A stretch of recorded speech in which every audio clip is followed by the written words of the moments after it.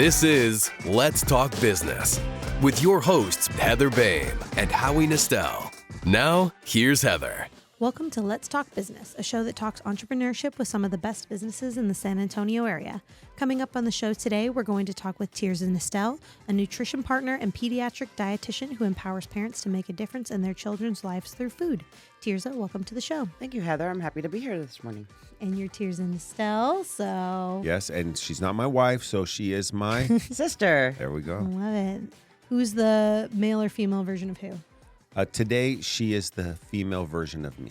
Yes. All right, those compliments to Howie there. Okay, we're also going to talk with Amanda Behnken, the owner of Green Tree Steamers, who helps businesses and homes maintain pristine floors through eco-friendly commercial and residential cleaning. Amanda, welcome to the show. Hi, Heather. I'm so happy to be here. And this is not your first time on the show. You've been on before. No, I'm in my charming phase of 3 times. 3 times the charm. Oh, I'm Yeah. excited. We can get real deep with it this time. Team Let's clean. do it. Let's huh? do it. Heyo. Okay, in studio with us today, as always, is my co-host, Howie Nestel, the owner of Matic Advertising, where he and his team have helped over 1,500 clients grow their marketing influence. Howie, welcome back. Thank you, Heather. Very nice to be here with you. Oh, nice to be here with you, too, until Marc comes back next week and we're on our separate shows That's right. again. So enjoy this while you can. And I am your co-host, Heather Boehme, a certified business coach that works with business owners to gain clarity and achieve their goals. Mine's a lot shorter than everybody else's. A quick reminder for our listeners that you can catch video and podcast versions of the show anytime by visiting our website at satalkradio.com. And if you are a business owner in the San Antonio area and would like to have your company featured on the show, visit our website at satalkradio.com or call our office at 210-879-8804. That's 210-879-8804. Soon to be accepting applications from outside of San Antonio because of this nifty screen we have here. Nice. That's right. So we'll do some kind of hybrid version where we'll have people in the studio and people from all over the United States by Zoom. So we turned it on just to warm it up and make sure we're ready for it. Figuring out how to make it scale outside of San That's right. Antonio because there are Well, no, other Marc gets requests from people outside. I got a request from somebody outside the state, actually somebody from Idaho that wants to be on the podcast. Well, that's the thing. Like, I have a big network out of San Antonio as well, and it's just one of those things that's Right. hard Well, to the viewers are accommodate. growing at, I think it's 500 viewers a week on the podcast. So that's a lot. So you know that a lot of those are going to be from outside of San Antonio. For sure. I think last time I checked, and I think I checked this weekend, we were at 12.8 thousand. That's a lot. Yeah, Subscribers, this so. World Wide Web thing, I'm telling you, it's going to be big. It's going to be big. I don't We'll have to know. wait and see. We'll We're have to definitely see. at the forefront of this new technology. It's not a fad. It's here to stay. Not a fad. Well, what I love about today's episode is everyone on this episode is very passionate about their individual businesses. You're extremely passionate about your business and cleaning, and you're super passionate about nutrition. So I want to ask you guys, how does your passion for your specific industry show up in your business on the day-to-day? Well, when you're self-employed, the number one thing that you have to keep going is your own internal motivation and momentum. And if you don't have that passion, good luck with that, because the grind gets hard. But if you love what you do, it's not that hard. And how did you discover this? Was it always just something where you loved cleaning, or is it something that you kind of fell in love with through the process of creating a business? I never in a million years thought that I would be in the trades. But back in 2010, I wanted to go into business, and I didn't want to take out a loan, and I had just enough money to go into this business. Mm-hmm. But it was an absolutely wonderful surprise that I ended up truly loving the product. So there you go. Hey, I think about arranged marriages, our grandparents and great-grandparents. It's not who you picked. It's just it was picked for you, and then you fall in love with it. And I think that actually, this might be a topic for later on, but I think almost anything you can get into in terms of business, if you're passionate enough, or I wasn't going to use that word, although it is much more politically correct than obsessive, that if you're obsessed with a business and solving a business problem, chances are you're going to be very successful. Doesn't matter what you do. That's why you have people that are millionaires that go broke, that then become millionaires in a totally different industry, and then maybe do something else. Case in point, Elon Musk. Mm-hmm.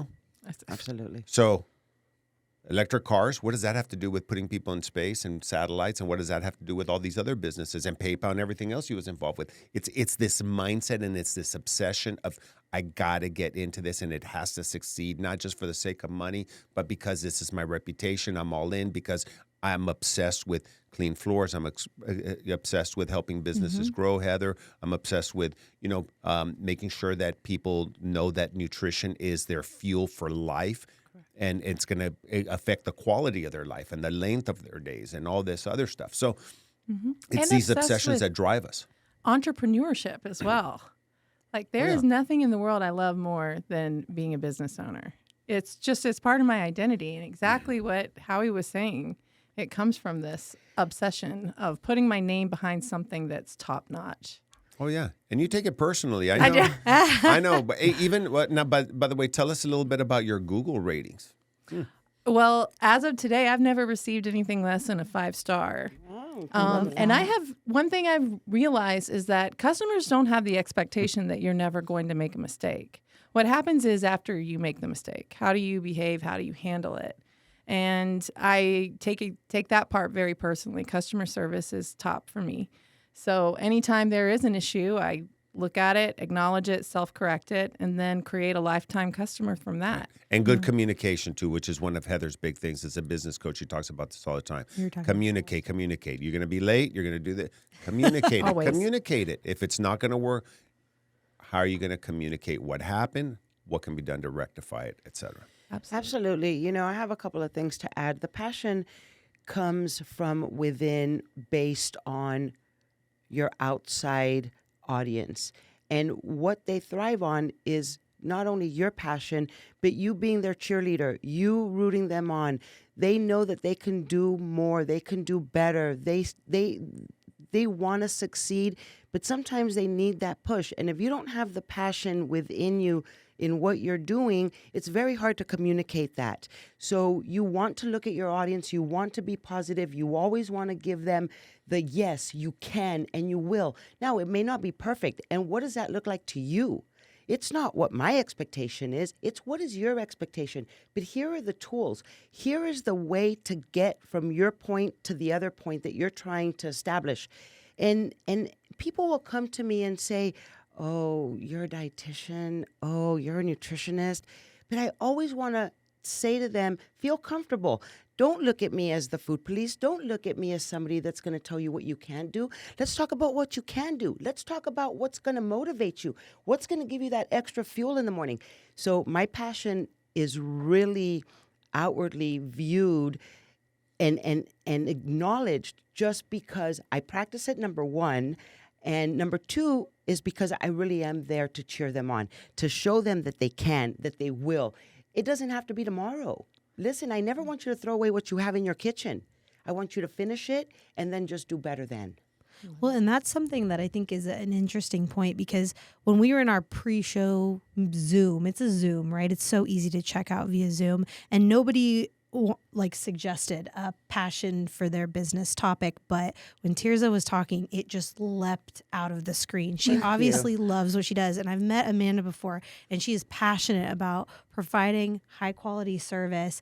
It's sometimes not even about the vehicle with which you are using to express your passion. It's having that overall passion that you are driving toward your purpose and what you want to do. And then it's just being released through dietitian or cleaning or coaching or advertising. And I appreciate that compliment, and I thank you for that, because, before COVID and before Zoom, I'm sure that vehicle existed, right? But we didn't utilize it. And I would prefer an audience face-to-face. That's my preference. The platform is, let me look at my audience, let me give them eye contact, But if we have to do it through Zoom, listen, it's just a matter of changing your outlook, your thought, your process, what you've perceived. So then, again, if I can shine through this media or in person or on the radio, whatever it is, I really appreciate that compliment. So thank you. Amanda and I are members of a referral group, and we have a lot of great entrepreneurs there, 35, 40 of them. But when we each get to stand up and talk about our business, there are 3 or 4 people that when they stand up, everybody's paying attention. Amanda's one of them because that passion just flows out, you know? Rudy's another one, you know? And I talked about him the other day, feeling his words, right? He's like, you know, Rudy Rubio, we call him Rudio. You just feel your words. And he's like, oh, you can tell there's a passion there. And to Tirza's point, if you're not passionate about your business, how do you expect your customers or your clients or your patients to be excited about it, you know? Parents, you know, should come like, well, you know, my kid just doesn't want to eat good food, doesn't want to do it. And Tirza asks him, well, do you eat good food? Do you have it? Well, I don't really like that. Well, how do you expect that? You know what I mean? So if I want, we send out, when we send out an email to our clients when we launch a new website, for me, it's a big deal. Okay, we've launched 1,100 websites for clients. I'm excited. So I say, send out an excited email. I say that all the time. An excited email. Now, my senior staff all knows to do that, and they're really excited. But my junior staff is like, oh, that seems kind of weird because they want to send out, hi, your website is now live. Please check it out at www. I go, no. Hey, guess what, Frank? Your site is now live. We're so excited. We love it. We hope you love it too. And send a freaking excited email. Yes. You know, this is exciting. I go, you don't think it's exciting? Then just wait till we don't have websites, they don't pay us, and I don't pay you. And then you'll find that you're going to get kind of excited about launching new websites. Well, see, I have a Howie story for this. Howie, you know I've been holding this in my back pocket since last week. So I had Howie come and speak at my Base Connect series last week. I didn't want to say anything about that. And he walks in, and he's there to talk about advertising to a group of about 15, 20 entrepreneurs who are all building and scaling their businesses. And the first topic he starts talking about was that they should go get a job at USAA because they'll have more time, money, and freedom. And I'm just watching this. Yeah. I mean, I asked, like, what are some of the reasons why you get into business? And say, well, more time, more money, more freedom, be my own boss. I'm like, go work for USAA. I go, my friends that work there get 5 weeks paid vacation. They're playing golf. They're hanging out. He got to go to the Olympics because he worked at a job. When I worked for Jimmy, when I worked for the chemical company, I took clients to the Olympics. I was there for 12 days. I spent $150,000 on tickets. And then I said, you know how many times I've gone to the Olympics since I've owned my own business? 0. Right. Well, and the thing here was like I kept waiting for it to come back to like, but here's why you should be a business. And he was not coming back. But what was funny was after he left, like we were on our 8-minute break because I think 8 is just enough between 10 and 5. And they were like, but we were fascinated. He just spoke. He was so interesting to listen to. And I think that's because you bring the passion to whatever topic you're talking about. Even if you're trying to convince all my people to not be business owners. Right. Well, everybody wants to own their own business until they own their own business. Right. Well, I say it's 90-10. 90% of people want to own their own business, 10% do. It's because they show you behind that oh shit curtain. You know what I mean? Once you start, you're like, oh shit, I want to do all that. It's so much work. And if you're looking to get into owning your own business because you want free time, then you're going to need to set it up the right way. But even then, I've never known a successful business person that wasn't constantly working. I just got back from a vacation and I got so much done on my vacation because I didn't have to take the kids anywhere and I could sit down and work. But the guy that owned the Empire State, but not the Empire State Building, the Twin Towers in New York when they got hit, he had owned them for 8 or 10 years. He was already, I believe, in his 70s. I saw him on a podcast because I'm part of a group that gets to, watch these special interviews. Anyway, so this guy got a settlement in the billions because of what happened. You know what he did? He put the money back in. He made the museum. He rebuilt buildings, and he's still office there in his 90s. He's in his 90s, and he's still working, and he had billions. It's because it becomes part of your DNA is what you do. You're an entrepreneur. That's it. At some point, you become unemployable. And you just have to make it work. This is what I do. Can you imagine, like, oh, Howie, yes, here's your office, and we're going to sit down here at 12 o'clock. You could take your lunch. Taking a lunch. When's the last time? But I think that also, I'm sorry to interrupt you, but that also goes back to passion, because if you don't have the passion in you, you don't have that fire burning, then you just keep your mouth quiet. You don't say, right? You just kind of sit back and you just kind of observe, and you have one life to live. And nobody says that you have to be in the same industry for all of your life or all of your adulthood. What is it that you learned along the lines? Now, I happen to really love what I do. And again, we've established that. But one of the reasons why I love what I do is because it gives people the opportunity to take ownership of their own selves. Because I now fuel my body to serve a purpose, not only to live and to sustain life, but to be energetic, to look at life in a different view, because I ate well, so I feel good. So now I can verbalize that. Now I can go to people and look at them in the eyes, and I can say what I mean and not say it in a mean way. A lot of people that are not nourished properly, they eat just to eat. They are not nourished, and they're down on themselves. So that's how they communicate. Energy level low, etc. For sure. Well, and I think that's a great segue into your section. So you are a dietitian, specifically a pediatric dietitian. So what inspired you to specifically work with kids? Training and working in an industry of adults that looked at me and honestly said, I just don't care. And that wasn't good enough, because if I couldn't reach my audience and I couldn't do what I passionately wanted to do to inspire people, that wasn't the right market for me. So yes, I'm trained in a lifestyle and life cycle of nutrition, but I've chosen to dedicate to pediatrics because it gives me the opportunity to empower their parents to do better so that they can use nutrition as preventive medicine, so that they don't get to a stage in their lives where they want to give up, where they feel it's not important, that their bodies are not worth it. So pediatrics is really my passion for that, for the reason that it will give them the opportunity, the stepping stone in the right direction to take pride in how they nourish their bodies. Oh, my God, that's so real. Let me just tell you something. One of my clients, I just got a text from his 13-year-old son using his dad's phone that his dad passed away. The dad is 3 years younger, was 3 years younger than I am. Not the picture of good health. And I had talked to him a few times about it, and he didn't care because culturally that's how he was raised. And so what you're telling me is you're telling parents, if you don't care about yourself, you should care about your children. Absolutely. And now, in this particular case, it's too late. Absolutely. And I have to read a text from a 13-year-old coming from his dad's phone. Yes. So I have a story to say on that. You know, in my 22 years of practicing pediatrics, I will never forget a single father. He referred to me by a pediatrician, and I only knew this child from the information that was sent to me to review, to prepare for the visit. And I could see that for the age and for the height, the weight was way off.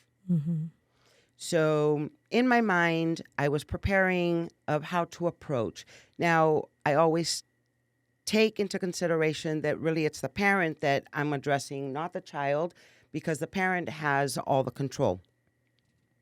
So the father walks in and arms crossed, very loud body language, and not happy to be there, not happy to see me. So my first job was to build that rapport with his father. And so when he felt comfortable enough, he just said to me, this is the way we were raised. My daughter on a Sunday, and he said it proudly, my daughter on a Sunday will throw down a half a pound of barbacoa, some flour tortillas, and a 2-liter Big Red throughout the Sunday. But he was proud. So I thought, what do I do with this information? How do I redirect this information?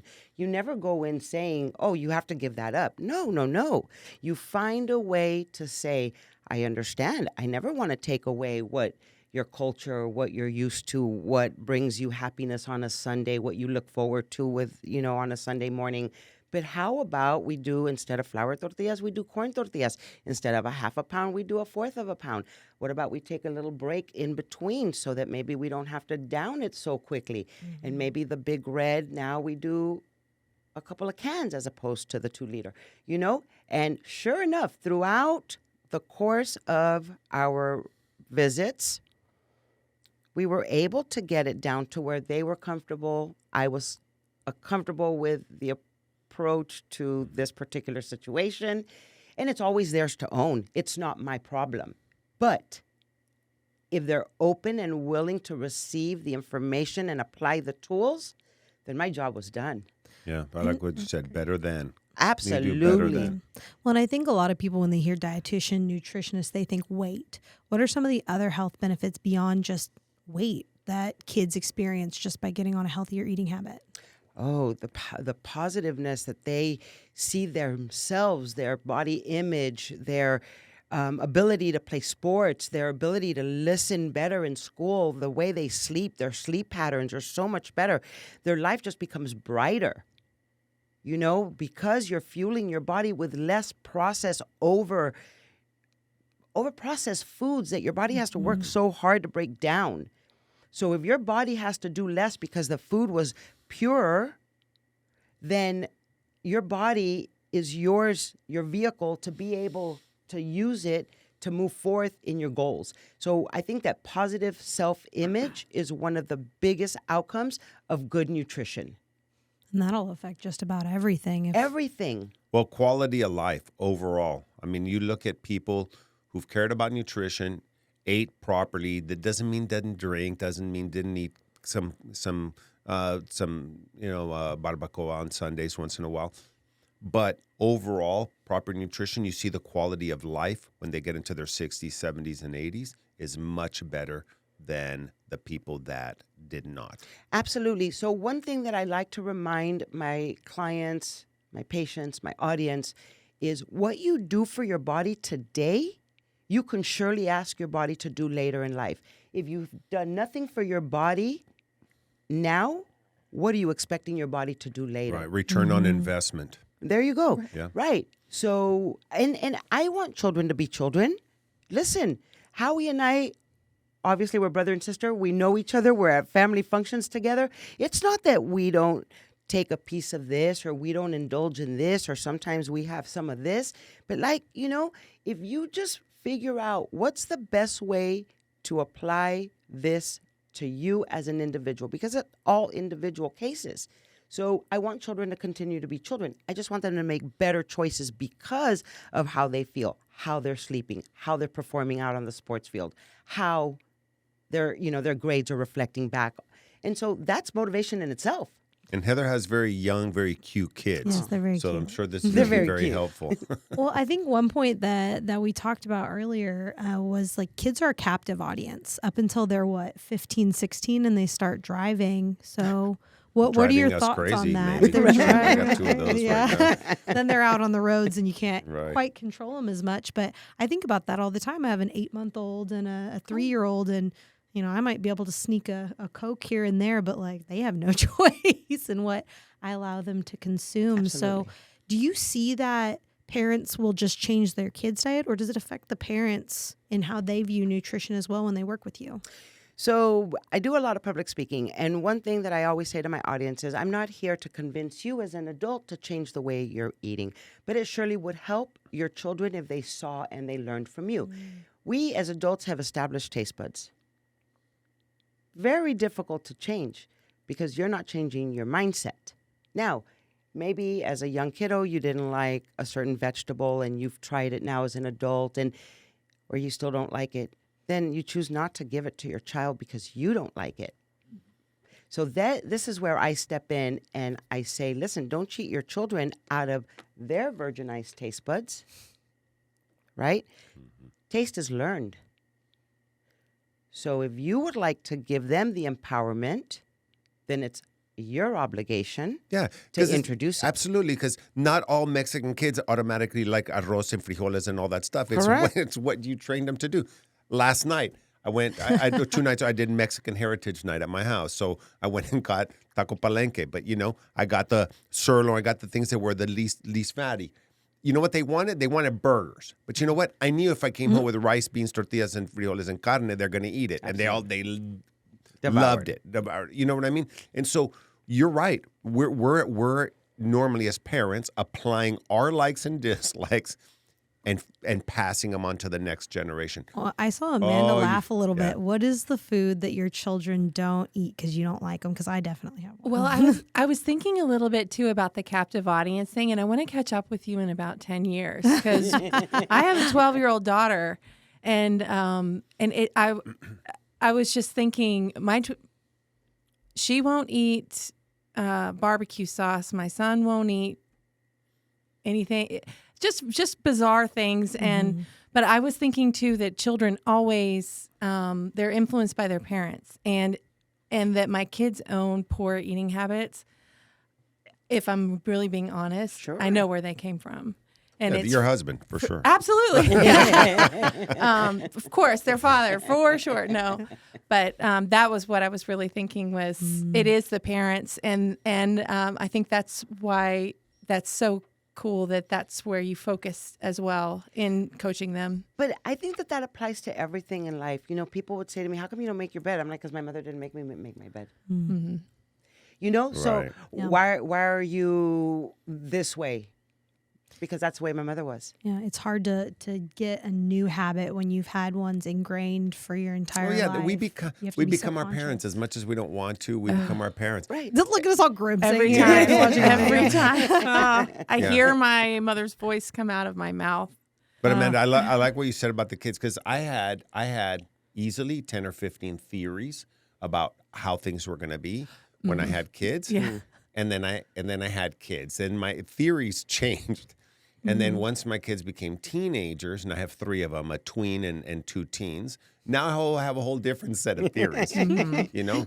But none of the original theories made it, and none of the, when they were little theories made it. So I'm just basking in the glow of You do- like, they do the love best. us. Do We the are best you rock can. stars. do the best you can. Because I just want to keep being friends with you until about Right. 11. But that's They why we wanna need see the advice. change. That's why we need advice from experts because then it kind of puts us on notice. Hey, pay attention to this, right? Well, we my all- child will listen to an expert before they'll listen to me. Oh, but That's yeah, I think that's pretty common in most environments, right? Because they're used to us always being there, getting away. You know, children are made to manipulate their parents from day one. Listen, they cry, we give them something to suck Yeah. on. They that didn't help, we change their diaper. Right, That we didn't pick help, 'em we give them up. right. Yeah. So that evolves and becomes our comfort as well, knowing that they're at a reach, you know, at a touch where we can reach them. But I still want them a little far away. But don't leave me hanging because I'm always going to go back to you as a parent and have you like, yay, you did a good job, or, you know, whatever it is. But, you know, to you, Heather, that have young children, just remember that taste is learned. And what you offer them the first time might not necessarily be because of taste. A lot of times it's they don't like the texture. It's unfamiliarized. Combination food. I have soup and noodles, and I don't know what to do with it. So we have to respect our audience, their age, their ability to go forth. You know, we talked about on our Zoom a little bit about, you know, parents will come to me and say, they're just not chewing. They're just not. And then I look at, do they have proper speech? What is their age? How much are they involved with other children? Are they constantly just with you? You know, so what we do with just one captive audience being a parent is very different than what we do in an environment setting that has other children, Yeah. you know? Well, and I think, you know, I don't want to speak for all parents, but I would imagine it's almost universal that parents want their kids to do better than them, go higher, further, Yeah. faster than them. Like that's my job, is to set them up for success. So if parents want to get in touch with you and get their children set up for success in the food arena, how can they do that? So you could reach out to me at 210-326-0388, and that's my telephone number. Or you can send me a text. An email at Tirza with an 8 at the end @gmail.com. I love it. It's dangerous because that's a conversation. we could go all day. TIRZ, the number 8 TIRZ. at gmail.com. Yes. TRZ Thank you, 8 Howie. at Yes. gmail.com. Okay, and if I can give you some advice, don't don't get them to start liking sushi because when they're older, they're going to They'll like spend the a ton of expensive money. stuff. Yeah. Okay, great. So get them to like inexpensive but nutritious Oh, food. I caught my husband giving my daughter watermelon with black olives the other day, and I didn't say anything, but I was like, oh my gosh, why? Why that combo, man? Because it's salty and sweet. Salty and sweet. That's Yeah. why. He did it. That's why, definitely. Next why I week, have it's him. cottage cheese with ketchup. Yeah. Oh, she's definitely put ketchup on gross stuff before. I'm just like, whatever, kid. All right, next up on the show is Amanda Behnken, the owner of Green Tree Steamers. Amanda, welcome back to the show. Thank you. I'm so glad to be here. So you've been a guest here before, so if anybody wants to learn a little bit more in depth, you can go and find your other 2 episodes. But give us a brief overview of your business and what you'd like to, touch base with today. Okay, my business is a floor cleaning company, and I truly believe that a clean floor is a psychological advantage, and that has actually been proven by Princeton, Ooh. which is a very fancy and prestigious school that I've heard of. And they did a 2011 study that showed that when the environment is clean and pristine, that the people that live and work in that will do so at a higher level. And that's what we provide. I love That's that. great. The psychology of a clean floor. So how often, because I have one of those floors that it's wonderful because it kind of hides dirt, but how often are you seeing that you're really cleaning up a lot more than people expect? Well, it's interesting that you say that because those floors over time, you don't really notice as they get dirtier and dirtier and dirtier because they're hiding it. Mm-hmm. And when we come in and we clean it, it will brighten the room in a way that's very, very uplifting. Not to mention, in your case, Heather, especially with a little one crawling around, it gets even that worse. tile and grout, that's porous. So whatever on the bottom of shoes, or if you have pets on the bottom of their paws, that's getting stuck in there if it's not resealed. And pushing around a mop is not going to do it. Especially with tile and grout, it's back-breaking work to get it clean and sanitized, unless you've got equipment and people who know how to use it. Like call Amanda to get my floors cleaned ASAP. Oh my gosh. So Heather has floor that covers dirt. I have dirt that covers the floor. And so I didn't notice that until the dog threw up, and then I went to wipe it. Then as I was wiping, and then I'd see that this thing was getting filthy from like even the areas where the dog had not thrown up. So it's like, so you really don't see it. I mean, it's... Is there a test other than get a white paper towel, wet it, and start wiping your floor just to see how much dirt is on it? Sure. I mean, look at walk around with your barefoot and look at the bottom of your feet. But it's kind of like losing weight. You know how when you're losing weight, you don't notice it, and then someone will see you and be like, "Oh my gosh." Yes. That's how it is cleaning the floor. You do not notice as it gets great dirtier analogy. and dirtier, and it just turns into a dingy whatever. And then when it's clean, it's just a vast difference. It's actually beautiful. It's You're like, especially oh, beautiful to me. I thought it was just yellow. And I forgot that it was bright white. No. Yeah. You know, I love that analogy. And, because that's so true. When I do work with adults, they say, well, I've only lost 5 pounds. Well, great. You know what my answer to that is? Go to H-E-B or go to your local grocery store, grab a bag of 5 pounds of sugar or potatoes and lug that around and then tell me if you're still just going to use the word only in front of it. Exactly. Exactly. Yeah. And so, before this, I was in the hospitality industry. So I was serving people food and drink, and I'd watch my best clients kind of get more unhealthy as I continued to serve them. And so this business is the best because when I leave, they're in so much better shape. Oftentimes their floor has just gotten away from them and they stay a little bit too busy. Oh my gosh. What you're would you just say to hitting me people right that there. have a lot of furniture and things all over the place? Like, what do people do with that? Well, I always tell them that the more that they can get off of the floor before we come, the less time we're going to be there in your home. And so it's better, but of course we will help move furniture. But obviously with things like valuables and electronics, we request that you pick them up and pack them up before we come in there because there is equipment and people running in and out and that kind of thing. How satisfying is the before and after? It's fantastic. I want to It's watch so it happen. beautiful. Exactly.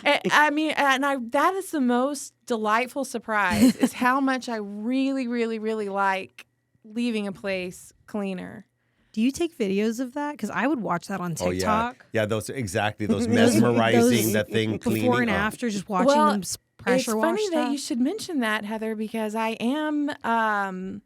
That's the floor cleaning TikTok is absolutely killing it, and there's almost nobody in this market who is capitalizing on that.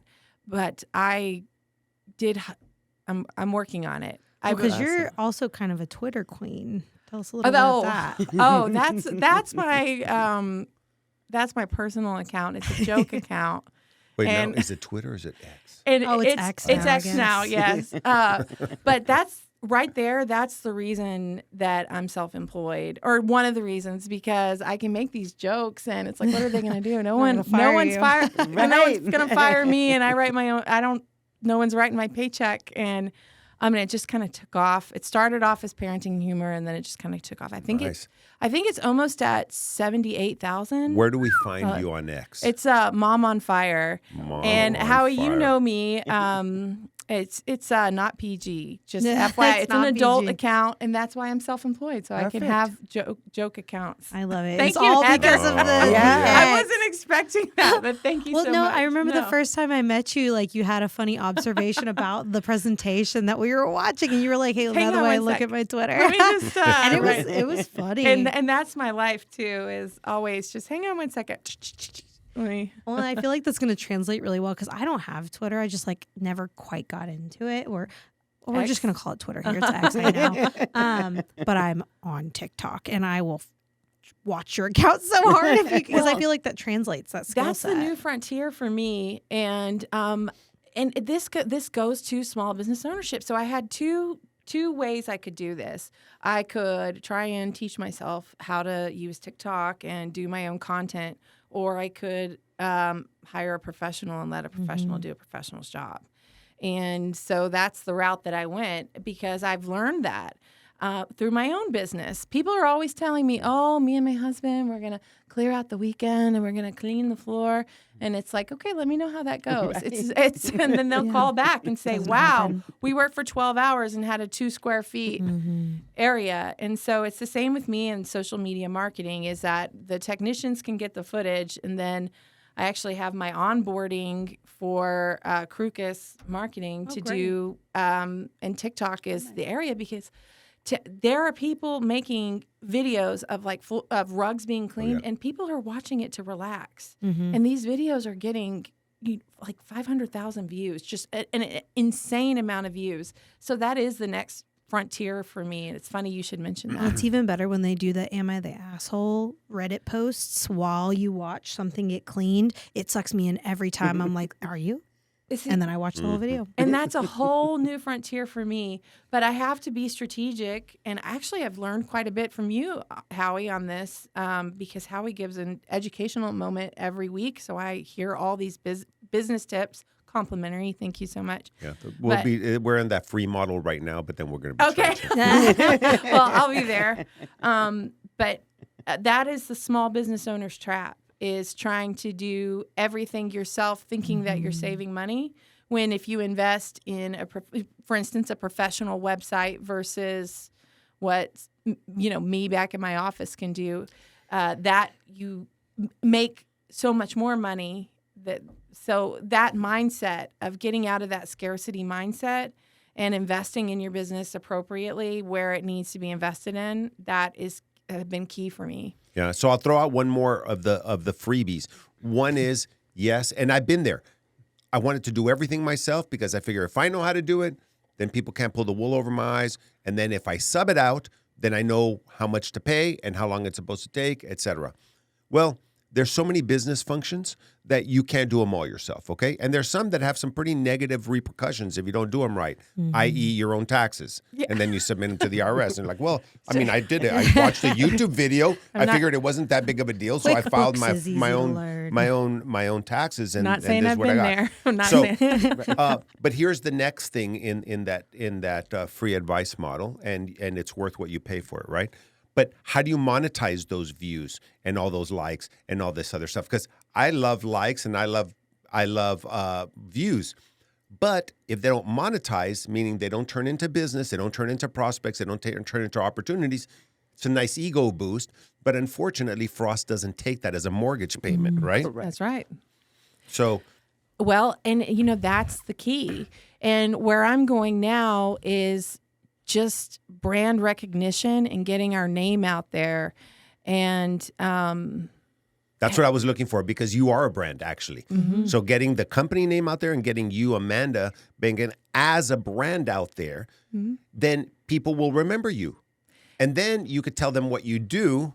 They remember you. They know you. They've seen you on X. And then next thing you know, you get to talk to them about clean floors and how awesome you are. And then when they see that you're really good at that on X, and then you have all these 5-star reviews on Google for Green Tree Steamers, then next thing you know, it's, you know what? I like her, I know her, and now I trust her. And it comes down to that. Do you have the courage to be the man in front? Because it's just too easy to sit back and type. But do you have the courage to put yourself out there? Because you feel busy if you're doing all that stuff, and you occupy your time. As a business coach, I'm sure you tell people all the time, they're like, I don't have any extra time to go out and network and prospect because I'm writing blogs, I'm doing this, I'm doing all that stuff. I'm sure you're going to redirect them, right, as a coach. Well, that's when I generally do a to-do list versus a success list. So, like, what are the things that you are doing that you could pay somebody to do at a higher level? And how do we start paying them to do that right now? Because you could use all that time that you're saving to go and make more money. To grow, absolutely. So, on the same topic of X and Twitter and Instagram, there's a lot of influencers out there. Everybody's a nutrition expert. All of a sudden, Well, everybody who eats is a nutritionist. Correct. Oh, yeah. Listen, I eat. I know. Yeah, I I've go to been the eating for grocery 50 store. years. Right. Until they take the time to hire a registered dietitian and find out the background, the science, the body, the dynamics, the mechanics, they don't start to put 2 and 2 together. Oh, so it's not as easy as that influencer said on fill in the blank, whatever platform you want to have picked. Yeah. And TikTok is a big one. false Just give up information. this and you'll lose this. Oh, no. Oh, no, if I followed that advice, I'd be drinking 2 wines a day, 2 3 wines a beers, day. and then doing fasting, Intermittent fasting. right? And then taking cold showers, and then I'd be at my ideal weight. Well, I think that's what's so great about the trades, though, because like there's a lot of false information in the B2B service industry, and like it's easy to twist it if you don't know it very well. But like you're able to show a very clear before after. There's really no ifs, ands, or buts. You either cleaned the floor and it looks better, or right. you Yeah, either the didn't. AC works or it doesn't. So I feel like Yeah. I can trust that stuff on social media a lot more than I can trust the CPA's advice about buying a truck. It's a different industry because with me, it's easy to look at a process. The process is vetting. With someone like Tirza, it's you have to do a little bit more research before you hire to know who you're hiring. Sure, but people will say, oh, if I just follow your advice, again, just an influencer, I can get off of my cholesterol medication. Oh, well, good luck to you because... That's why disclaimers were created. Yeah. Right? Yeah, this is not medical advice. You should know whatever. This Right. pill has not been proven to do whatever. It's all in their little like tiny font at the bottom of their post page. Right. Or Wild. I have something you that triggered when you said about the list and getting your clients to make the list of all the things they're doing, and then the success / to-do list. So whenever I do that, and I have somebody do it, I said write them all out, and then I say do this. Now start with that one. Because usually the thing that's the most important is the thing they put last because they know they should be doing more of it. They're just not doing it. And they're doing all the fun stuff first, and that's what came to mind. But I don't tell them that's going to happen. And I said, flip it. Now you have to know how to read upside down. But you know you know my point. This is number 27 should now be number 1. I like that. I I like do it that. a little differently. I start by having them do the to-do list, and then we forget the to-do list for a minute, and we start painting the picture of the 5-year goal. What does 5 years from now look like? What are you doing? I think we've had that conversation before. What does 5 years from now your day-to-day look like versus right now?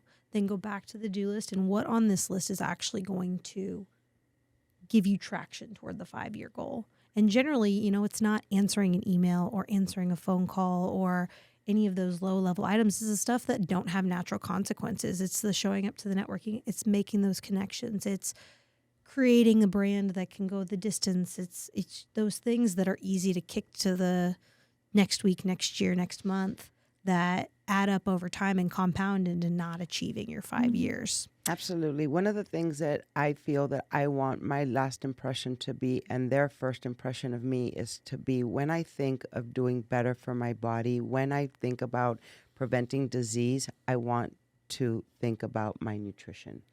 And so what did Tirza say that really hit that point, and what is achievable that I can start applying and taking the first step and putting one foot in front of the other? And again, it's not the big picture. It's let me step back and take the first step. But what do I remember that Tirza said? And so my branding would be to use the best food that you know that you're capable of getting and applying it to prevent disease in the long run. Yeah. How much better would your life be, your business be 5 years from now if you did these things? How much better would your life be 5 years from now if you put these things into practice? I mean, how much time are you wasting doing things like data entry instead of going to networking? It's amazing to me how many business owners don't feel like networking is worth their time. Because almost every opportunity I've ever gotten has been because of someone I knew. Absolutely. I've got my truck fixed this morning because Howie gave me a recommendation. I went in and dropped his name, and they pushed me to the front. That's a perfect example. Yeah. So that's your network is your net worth. Heather was at this talk that I gave, and I had the best compliment. You were the best on video. Oh, thank you. The best compliment that day was a lady who came up to me afterwards, and she said, I value the networking thing, but I hate speakers because they usually talk about some regurgitated, boring thing. And so what I usually do is I'll go in and I'll network, and then I'll leave before the speaker starts. And she said, I wasn't sure what time you were starting, but I was ready to leave. So I was actually starting to walk out when you were starting to talk, but there were so many people that I couldn't get through. And she goes, you caught my attention right away. And then I stood there and I listened to the entire talk. And I just want to tell you, you motivated me to look at these opportunities completely different. She goes, because I didn't think about my network being my net worth. Obviously, I like networking. But to your point, Amanda, we are all one connection away from changing the trajectory of our business and of our lives. Just like we're all one decision away from changing everything. Some people take the wrong decision. But if you take the right decision, wow, you're just like, I can't believe it. I'm glad that opportunity presented itself. It doesn't present itself if you don't show up. That's it. You suit up and show up. And I love that. We're one connection away from changing the course of our business. Yeah, because it's not overwhelming. And I think that's, people think in macro, I want to achieve so much in the 5 years that I don't even know what I'm going to do. But if you think of it as I'm one connection away from changing my life and my business, I'm going to go to that networking event. One foot in front of the other. I'm going to show up to BNI or my people or whatever it is that, On that time. you do on time, Howie. Oh, no. Yeah. I'm kidding. I think Wait, I did made you him already late last listen to time. the previous No, I podcast? actually did. But I We were just doing know therapy before this, so I we were talked. talking about That's what him Genevieve being said. on time. almost every opportunity I've ever had came from showing up on time. And that's been Or showing up early. showing up early. So I've done that for speakers when there's like a really big speaker, somebody I want to get to know, and I show up early. And they're usually there because they're setting up the stage. There's something going on, and I'll walk in. I'm like, hey, can we get a quick selfie? Can I get a, yeah. Well, speaking of time, y'all, we have to wrap it up because we're very much over. All right, as we wrap up. Oh, wait, real quick, Amanda, if people want to get a hold of you, how can they reach out to you and get their floors cleaned? Give me a call, 210-277-0424, anytime, or you can go to my website, greentreesteamers.com, and there's a contact form, and it'll go directly to my inbox. And customer service is something I take really seriously, and especially with the holidays coming up, your floors do matter. There are people like myself, perhaps like Tirza, I don't know, who are going to notice how your floors look. And this is the month to get it done because November and December go like a bullet So you need to get it done this time. So if Yeah, you're and feeling- full disclosure, Amanda has cleaned the carpets and the rugs at our mom's house, and so you got 5 stars. Yeah, Yes. Mr. Tirza, yes, yes. I remember that. Yeah, so thank you for Beautiful rugs. Yeah. Yes. Beautiful. Thank you. Yes. Yes. So yes. if- I'm a big fan of both of your parents, actually. I know both of them, which is interesting. Yes. Great people. Thank you. Thank you. And they do practice nutrition. And one, I won't give out their ages, but they're up One there. is 10 years less than 100, and the other one is 20 years less than 100. That's correct. Howie And they immediately take a lot gave of up their pride ages. in moving their bodies and to attest to the nutrition platform. They Wow. definitely do practice good nutrition, both of them.